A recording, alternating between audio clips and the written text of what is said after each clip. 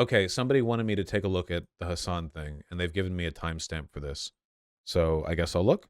I saw this But yeah, crazy documentary, and I don't know. I don't know the. All right, well, I don't know the surrounding narrative or anything about it, but it was about there was doctors in the area. They would be able to procure organs. No, or- that's no. I'm telling you, they were in China. 100%.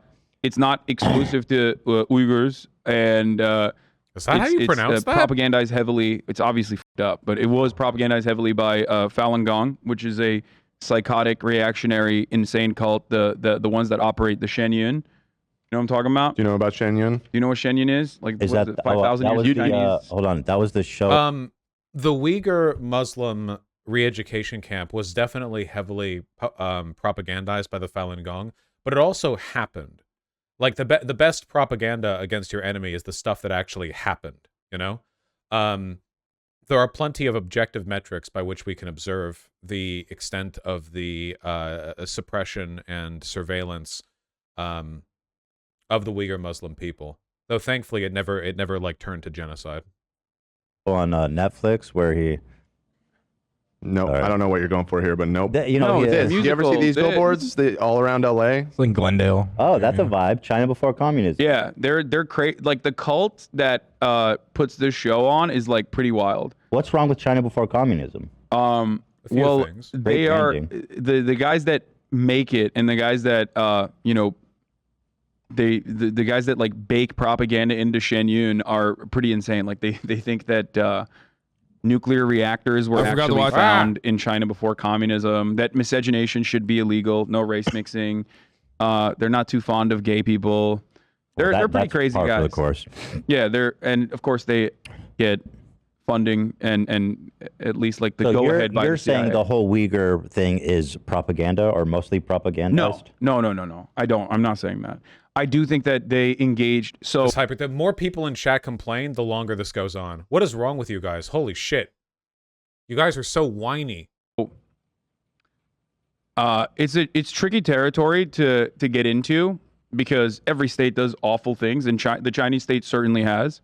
The mass surveillance state in Xinjiang, the Uyghur Muslims in the constant surveillance they were placed under, and that is still. The Falun Gong are pretty sus. Wait, guys, the Falun Gong are terrible. The Falun Gong are like it's like a religious sect that opposes the Chinese government. They're like radically far right. Their one principal belief is that they hate China, so they'll ally with literally any cause that also hates China, including the American far right, which is why, what was the name of their newspaper? The Epoch Times. I bet you saw ads for them. The Epoch Times, EPOCH, that's a Falun Gong publication that allied with and promoted far-right, sometimes even QAnon-adjacent causes over here in the United States, because the more radically far-right an American is, the more likely they are to despise China. They're well-funded by Western and non-Western groups. They're tens of millions strong, and they also have some weird cult shit going on. It's a whole thing. Much as I would like to claim otherwise, the swastika that they have here is not the swastika that you think it is. It's the actual Buddhist swastika. It's not the Nazi swastika. Did you guys know that for the original release of One Piece, the Ace and the whole the guy with the big white mustache, whose name I'm forgetting, despite the fact that he's really important and powerful, they had a swastika on their back. Whitebeard, that's it. Actual cultural change. This is Luffy's brother, and the original translation of the manga, they would have an asterisk on every page where it was shown, where they were like, "Hey, just to be clear, this is an ancient Buddhist symbol." And I promise you that the top tier, widely beloved, anarchist-leaning One Piece is not secret Nazi propaganda. It is a Buddhist symbol. That is true. I don't know what's going on with those gifts down there. They changed it to the bone cross. Ongoing, for the record, and the re-education camps were completely fucked up. But as far as I understand, their goal in like wiping out any kind of separationist attitude has been successful in that now Xinjiang is not necessarily Hanified, but at least like their cultural components are considered something that you can observe as like a tourist destination rather than a legitimate stake in autonomy or any kind of like separation from the Chinese state. Well, they also terrified the shit out of the Uyghur Muslims, right? Like that was also probably part of the thing. This is Hassan trying to get his visa. No, Yeah. I would never Looks do that. rough. I would never do that. Looks dicey out there. I would never do that. Make the rich pay. You would wear that in China. Anyway. Is that it? Shout out Uyghurs, I guess. Hopefully. Yeah, I do think that they absolutely have. This isn't really like China defense that much. Obviously, I'll always speak harsher of the Chinese government. They have backed off their treatment of the Uyghur Muslims, though. The surveillance and everything has gone down significantly, so that's good. And operated re-education camps, which is, not great. That's really f***ed up. That is bad. I agree. The common, but it's as if it's everything that China or any other foreign adversary the United States does that is like greatly emphasized and hyper focused on as though it's like unique to the country itself. Like, for example, prisons in our foreign adversary nations are called labor camps, even though America. No, they weren't just prisons. They conducted and implemented a massive surveillance network in a specific region and empowered local, like, deputized families to observe people who looked Muslim and then put them in re-education camps. It wasn't just like people being arrested, It's slightly different there. Objectively has more prisoners per capita than every single one of these countries, including China, or has a way more draconian prison system where there's slavery. But that's not what we're talking about. I agree, but those aren't the same things. Inside of our prison system that's constitutionally allowed. They'll open up museums, and the New York Times will write an article about how like their museums are engaging in whitewashing their atrocious crimes throughout history. And it's like, well, that's precisely what our museums do. Can I ask you something? It seems amongst socialists like yourself, there's like I feel like y'all are overly generous to China. Oh, shit. Okay. I'm glad we didn't stop where we did. Some people are. I don't think I am. I look at the bad and I look at the good. Like, I'm sure that they are, they're definitely over. I don't think it's appropriate to put. I can't think. Like Hasan can hear the debate engine revving up like the fucking King engine, The menacing kanji are starting to float behind Ethan. Hundreds of thousands of people under mass surveillance and like have government handlers, and you just like completely erode any kind of like sensitive cultural difference that they might have from the Han Chinese population, and just like forcibly remove that, like excise it like it's an aberration. I think that's like completely. I think that that's completely unacceptable. I was trying to say they are obviously heavily. One thing I've noticed when it comes to conversations like this is that I feel like there's very little passion when Hasan denounces anything the Chinese government has done. Like, he'll do these rants on the American drug war or policing system, and there's a lot of fire and passion. But when he says anything critical of China, it's more of like a conciliatory thing where he's like, okay, and to be clear, this, that. But there's not like the passion for it, which makes it seem like he's afraid of indicating enthusiastic and passionate condemnation of China because he doesn't want that to come across as reactionary. But I just don't think it's reactionary to do that. I just don't. China is no more an ally of the socialists than America is. I would argue actually less so, because democracies are the venue in which socialists are able to make their case. Not so much in China, where direct opposition to the CCP can get you anything from socially ostracized to actually literally imprisoned, which is not the case in America. Or to put it another way, as is the case with many Western socialists, Hasan can say what he says about America in America without getting arrested.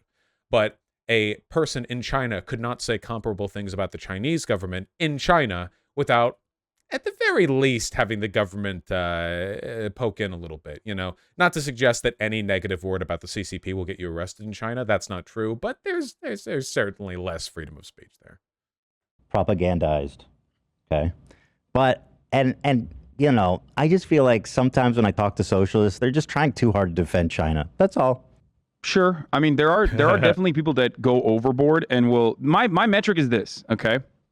If I criticize it in America and China is doing it, I'm going to criticize China as well. However, when I make that criticism, people are so used to like kind of having this unspoken defense of America that even if they don't really like America or criticize it, they think when I compare China to America, they think I'm like minimizing what China is doing. When in fact, is that really true in the online left though? Because I feel like in the online left, we talk about hating America as like a signature to every statement. It's like punctuation, you know? I would agree that in like, if I was talking to like a group of like total normies or whatever, you know, my main priority would be indicating like, hey, America's a lot worse than you think it is, you know, like there are a lot of problems here. It's not like China's all evil and we're all good, you know. But when engaging with the online left, which certainly Hasan's audience is, you know, it's not as though they're lacking for reminders that America is bad. And I worry that after having said America's bad 10,000 times and you're still talking in a conciliatory tone with the China thing, it's, you know, I guess the point that I'm making is that, like, China's not a baby country. They have, like, 4 times their population. If you say something bad about China and then feel you have to equivocate to America, but you don't do the reverse, where if you criticize America, you're like, oh, well, to be fair, there are other countries that do that too. I just wonder why, because it's not like people in your audience are predisposed to defending America off the cuff on the online left, you know, because they're just not. That's just not a thing here, you know? And this happened with Russia as well. No, I'm not minimizing it. I'm saying it's one of the worst things you can do. Same with Russia. Because I criticize America every day. So when I talk about labor camps, for example, or prisons or the prison system in China, that is not supposed to mean that like I'm defending the Chinese prison system. I'm criticizing it by comparing it to one of the worst carceral states on the planet, the United States of America. I guess if the Chinese were looking at our prison system, they would probably think that was pretty cruel and bizarre and weird. And they're like, but again, the Uyghur Muslim thing wasn't a prison system. They were re-education camps. They were being arrested for nothing, and the sentence was like cultural erasure, which isn't the same. We don't do that in America. Well, we have historically, to be clear, you know, with our treatment of Native Americans and in some cases Hispanic people, and of course we deliberately targeted the Japanese for concentration camps. But currently in America, we don't go like, oh man, you know, San Diego's too Mexican. Let's send in like a bunch of troops and also like round people up to these giant buildings we've constructed where we're going to teach them how to like put avocado in their burritos like a Californian rather than not like a Mexican, you know?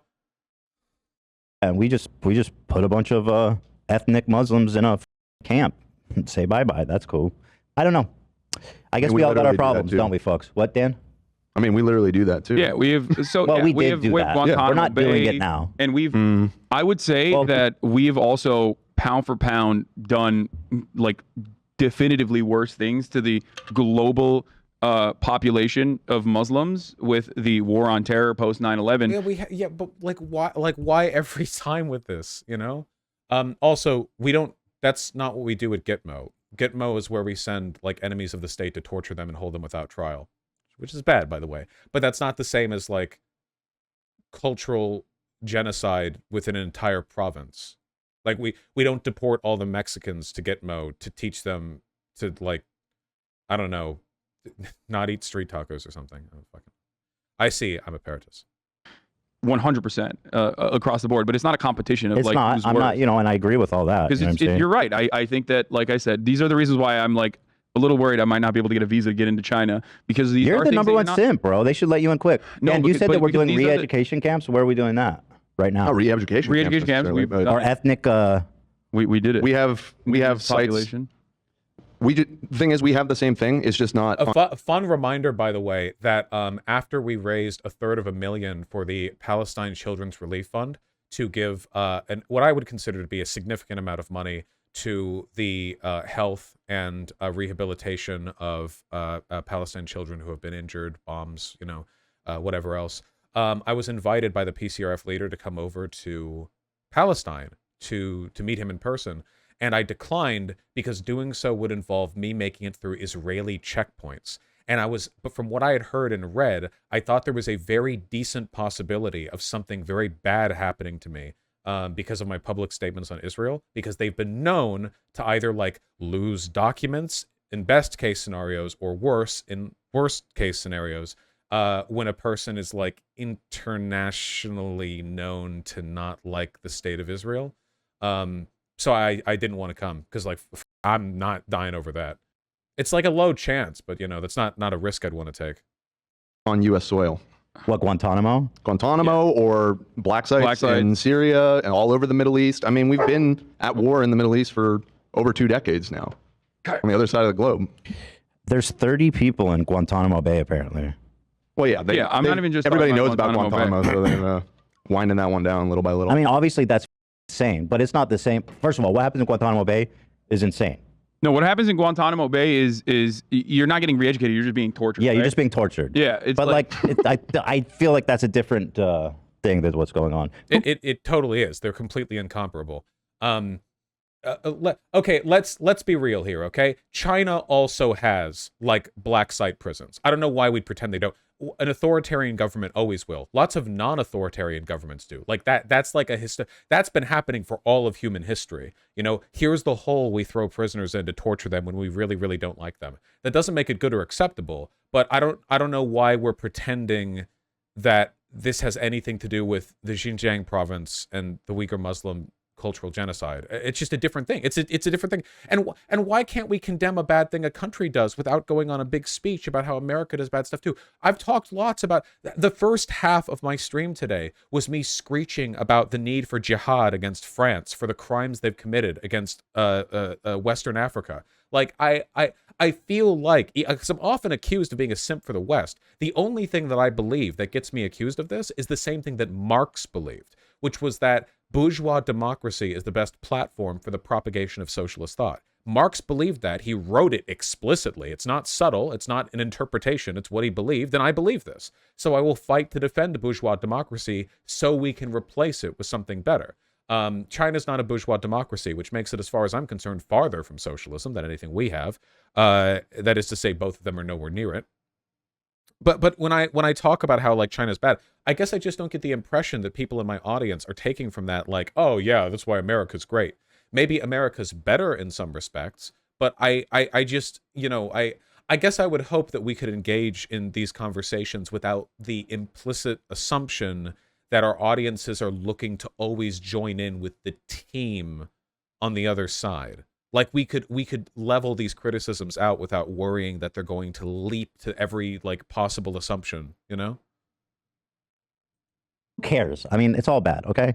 I agree. I think this is my assessment of the situation as well. I think, like I said, like I say time and time again, the moment that I compare it to China in any capacity, people have this expectation due to a tremendous amount of propaganda from Western media that like you have to just say, no, what the Chinese are doing is uniquely evil, uniquely bad. It is akin to the Holocaust, and no one else is doing anything that is anywhere near that. See, I haven't heard that. This is what I mean. Like, I don't think that's what the average person in the West heard. I think they just heard that China was doing something bad. I'm not like a political normie, so I guess I'm not fully saturated with like the default news people receive. But the impression that I got was that there was reporting done which indicated high degrees of surveillance and like arrests and re-education camps, and that it was bad.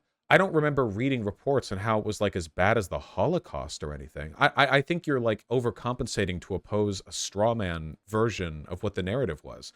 I guess like if a person was reading like the Epoch Times and nothing else, but like if a person's only reading that, they're probably a Trump supporter anyway.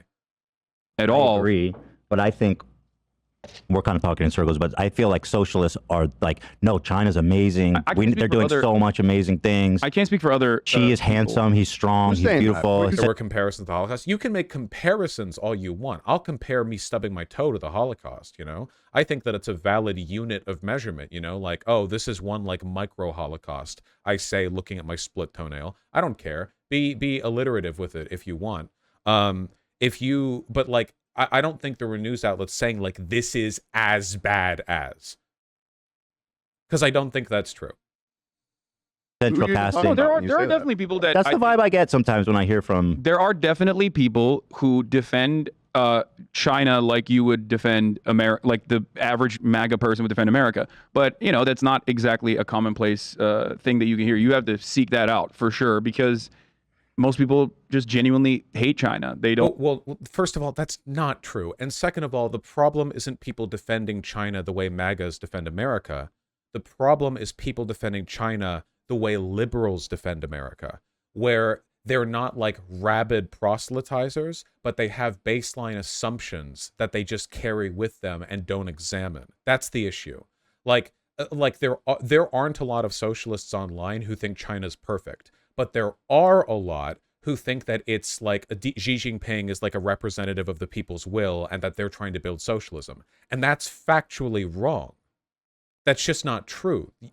So like these are the assumptions, right? It's not people who think America's the best. It's people who think that America's a fair democracy, because those are also worth challenging. It's like an underlying preconception that prevents you from examining the problems with the system or country. Don't like it. China is seen as like an existential threat to our global hegemonic power structure that we've existed under. Your audience? People, one, resist change on its face. They don't like that. And two, fear another country coming to power, because we know what powerful countries do to others that no longer have that power. It's kind of like white people being afraid of black people getting civil liberties, because you're like, well, I know what I would do if I'm, or white people thinking that they're going to be. No. People talking about economic competition with China, a country that has threatened to invade Taiwan and has legitimate geopolitical conflicts with the United States, is not the same as white people being afraid of black people getting power. Please, no, those are not comparable at all.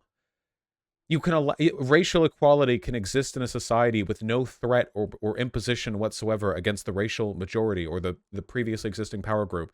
This is not the case when it comes to explicit competitions between geopolitical powers. You can be a socialist and be like, America's bad, and still recognize, is China a threat to American interests abroad? Yes, they've said so. What do you mean? They've said that. Yeah.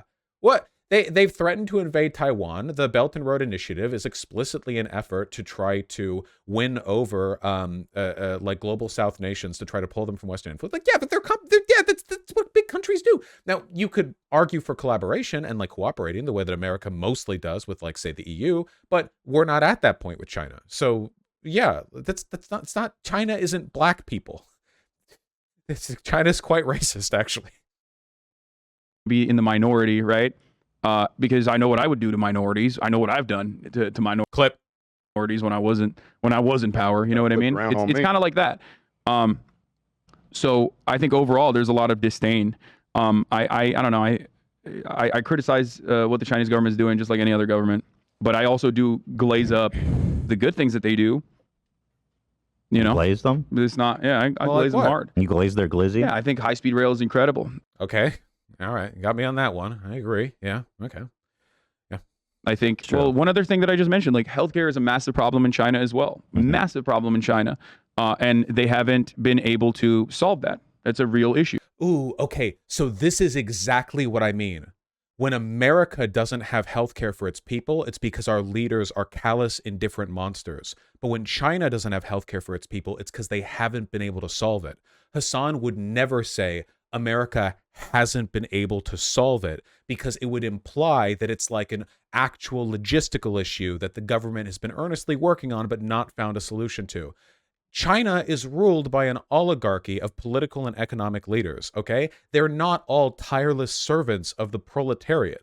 But the language that he's assuming here is that they're earnestly working towards that. If that's the case, why does China have such lacking working regulations with regards to safety? The idea that the Chinese government is constantly working to better that's not true. That's an abandonment of socialist analysis, of critical theory. The class interests of the Chinese proletariat and bourgeois are distinct. Likewise with the CCP, they're distinct classes. So why would they be assumed to have the same interests and act in them? This is basic Marxist stuff. This isn't some crazy. Yeah, try starting a union in China. Exactly. Yeah, have fun with that, by the way. Is it China or Vietnam where they break up unions? I think they do in both, don't they? Unions allowed in China. I don't think they allow unions in China because, trust me, my fellow worker, the only trade union that you need to join is the one directly controlled by the CCP, the one legally mandated body, the All China Federation of Trade Unions. So, don't create your own union. Instead, join the one that's directly controlled by the one party that you can only vote for. I'm sure they will definitely represent the interests of all these workers who have suicide nets outside their factories. Like, that language right there is exactly what I mean when I talk about liberal assumptions of defense, right? Because Hasan's not saying, China's perfect, China's perfect. What he is saying is, they haven't managed to solve healthcare yet. No, they could have solved it if they wanted to. They have the money to improve things over there. They just don't, because they'd rather spend that money on other things, because the country is not ruled by the people who work in the country. It's just basic critical theory. China actually massively privatized their healthcare system in the late 70s? Really? Before they even did their special economic provinces. Yeah, beginning in 1978. There are areas that they have been very prosperous on and very good at, but there are areas where they are failing, healthcare being one of the main issues as far as like rapid development goes. All right, we're again, the failing as opposed to being failed by. Coming near low on time, about 20 minutes left. So let's continue on about Trump's third indictment. Here is Hasan's welcome poster when you arrive at the airport. Okay, my head looks a little too small there. There's a nuclear explosion back there, Hasan. Explain that. I thought they liked that aesthetic. Yeah, that's what they think. I don't know about China. I don't know. Oh, right. You said Japan. Right. I said Japan and Korea. Wait, was it? Didn't I see a clip of you talking to a Japanese woman? They're like, they would not find you attractive. Oh, yeah, on TikTok. I was talking to Kaho, who is a former Japanese adult video actress. She's an incredible person. Yeah, Japanese people do not find me attractive because of... But you just said they do. No, I'm talking about, well, head... Actually, this might not even work. You got to get your facts I do know straight. it's in Korea, but no, head size to shoulder ratio is different than being hairy. Japanese people... If you're in Southeast Asia and you're capable of growing facial hair and you're more than 5'8", you technically classify as a kaiju, and they'll basically treat you black. So whether or not you'll be found attractive by any individual woman in those countries is it really up to whether or not they're like a monster fucker, which thankfully is more popular these days. Yeah, they send the army after you. The funniest thing or the craziest thing I remember about visiting Japan was just how skinny everyone was, you know? Their clothing sizes didn't even fit me that well, and I wasn't even fat back then. Back when I visited Tokyo, I was 190 pounds, which at 6'2" and decently built is actually a flat stomach. And even then, the clothes didn't fit my chest. Like getting a jacket or a shirt or whatever, like the material would like break around my shoulders or my chest. They're just generally smaller. Yeah, that's a corn-fed American for you. You go on over to Japan, they're all eating rice with chopsticks and shit. You just take a big old bite of corn, your shoulders are popping out of your... Hell yeah, brother. So is Hasan just a victim of America bad or is a tanky? Okay, look, people in my community are too hard on Hasan, and I'm not saying that because I don't have disagreements with that. I'm saying that because you guys go crazy for him, because the antipathy you feel is proportional to his popularity, and he's very popular. He's the first most popular leftist streamer as opposed to the second one. So, look, he's not a tanky. Trust me, we've argued with enough tankies. He's also not a Russia shill, okay?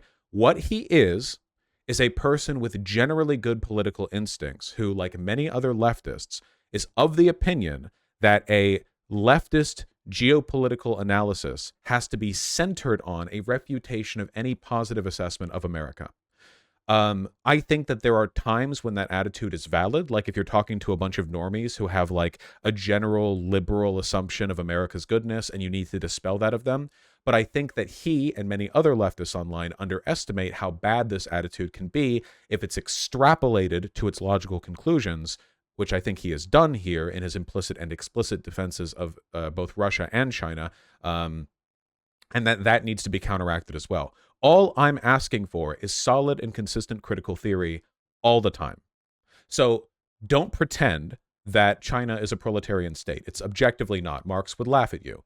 Don't pretend that invading Ukraine is an actual expression of like Russian self-defense interest, because that's ludicrous on like 50 levels. That's ridiculous. It's okay to say America's bad, because it is. America is awful. But you can't, I guess people don't realize that you can overcorrect, and you can end up giving people this like doomer worldview where they think that no good can be done here, and like true hope and salvation rests in a bunch of countries that are materially significantly worse than the United States.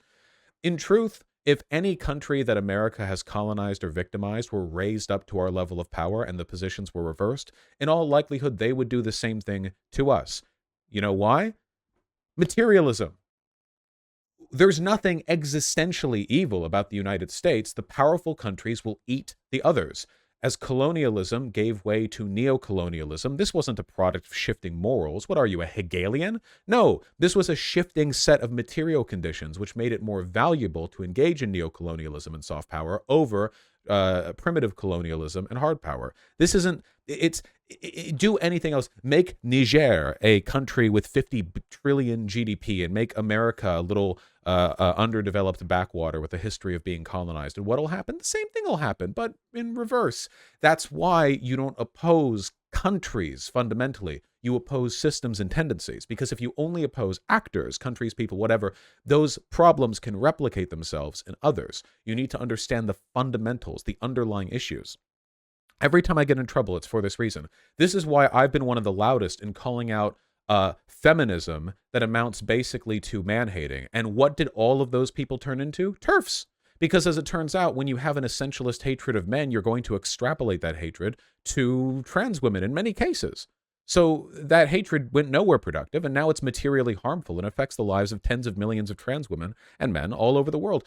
This is why I've been one of the loudest people in calling out ultra-nationalist, racist tendencies from black people. Then you take a look at Kanye West. Oh, what happened with him? You take a look at the Black Hebrew Israelite groups, who end up usually siding with the far right and try to like groom black men into their movement through misogyny and doomerism, which is the exact same shit that ISIS uses to get their people, and that incel movements used to get their people. It's the tendencies that are the issue. You wouldn't fix racism in America by flipping the script with white people and every other racial minority, because if you did that, you would only be replicating the system in reverse. You want equality, you want parity, you want economic power, and it requires constant re-examination of the things and agents that you value. And I just think we need to be a bit more careful, is all. That's it. That's all I'm saying. That's all I've got to say. That's all.